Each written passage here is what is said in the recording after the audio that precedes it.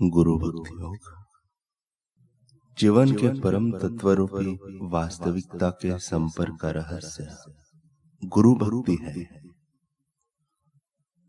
सच्चे शिष्य के लिए तो गुरु वचन माने कानून ही है। गुरु का दास बनना माने ईश्वर का सेवक बनना है।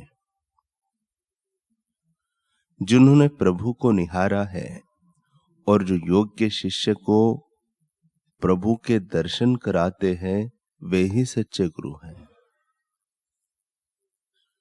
आलसी शिष्य को गुरु कृपा नहीं मिल सकती। राजसी स्वभाव के शिष्य को लोक संग्रह करने वाले गुरु के कार्य समझ में नहीं आते।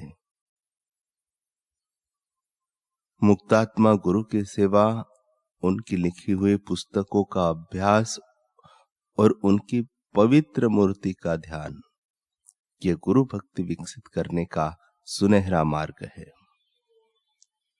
जो शिष्य नाम, कीर्ति, सत्ता, धन और विषय वासना के पीछे दौड़ता है, वह सद्गुरु के चरण कमलों के प्रति सच्चा भक्ति भाव नहीं रख सकता। शिक्षा का क्षेत्र बहुत ही विशाल है और ज्ञान प्राप्ति की संभावनाएं अपार है। अतः गुरु की आवश्यकता अनिवार्य है। आत्म साक्षात्कारी गुरु इस जमाने में सचमुच बहुत दुर्लभ है। जो मुक्तात्मा गुरु हैं वे एक निराली अवस्था में रहते हैं जिसे तुरीयावस्था कहा जाता है। जो शिष्य गुरु के साथ एकता स्थापित करना चाहता हो उसे संसार की क्षणभंगुर चीजों के प्रति संपूर्ण वैराग्य का गुण विकसित करना चाहिए। एक बार महात्मा बुद्ध पंचसाल नामक गांव में गए। वहां संत निंदकों ने गांव वालों को ऐसा उकसाया कि बुद्ध जब भिक्षा के लिए निकले तो लोगों ने अपने दरवाजे बंद कर दिए। बुद्ध खाली भिक्षा पात्र लेकर लौट आए, परंतु उनके हृदय में कोई विषाद दुख नहीं हुआ। भिक्षु संघ के समक्ष बुद्ध जब प्रवचन कर रहे थे, कोई एक शिष्य विचारधाराओं में बहा जा रहा था। एक प्रश्न बार बार उसे परेशान किए जा रहा था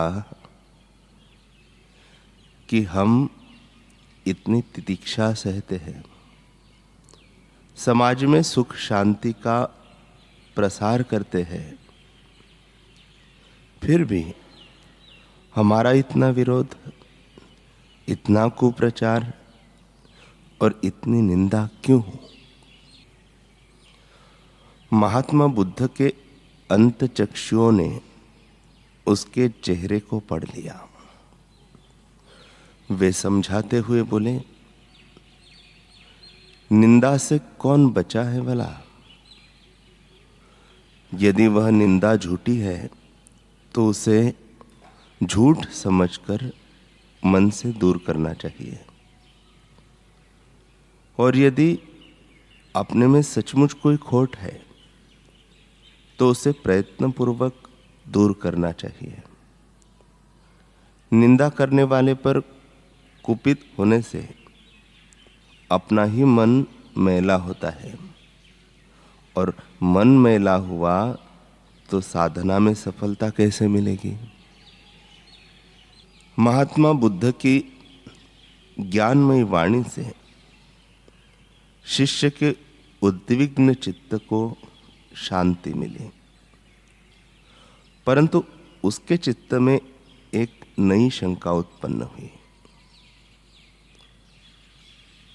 जो तथागत अपनी कृपा से दूसरों के कष्टों का निवारण करते रहते हैं, क्या वे अपने किसी कष्ट का निवारण करने में निर्बल है? बुद्ध उसके मन की बात जान गए, परंतु इस बार वे मौन रहे। एक बार बुद्ध द्रोण नामक गांव से गुजर रहे थे, जिसे कुप्रचारक व निंदकों ने बुद्ध का विरोधी बना दिया था। उन्हें जब सूचना मिली कि बुद्ध अपने संघ सहित यहाँ से गुजरने वाले हैं, तब उन्होंने वहां के एकमात्र कुएं को घास फूस इत्यादि से भर दिया, ताकि बुद्ध और उसके शिष्य प्यासे ही रह जाए।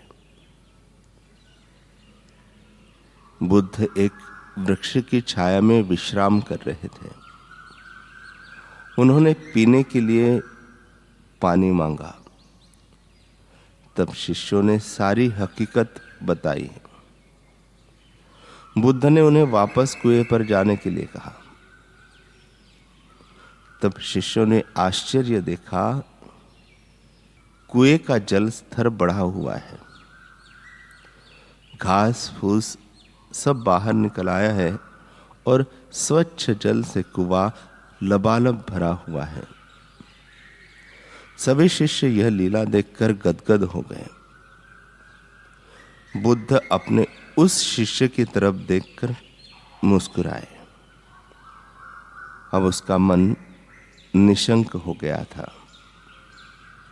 वह समझ गया था कि जीवन मुक्त सत्पुरुषों की लीलाओं को अपनी मान्यताओं की कसौटी पर नहीं परख सकते।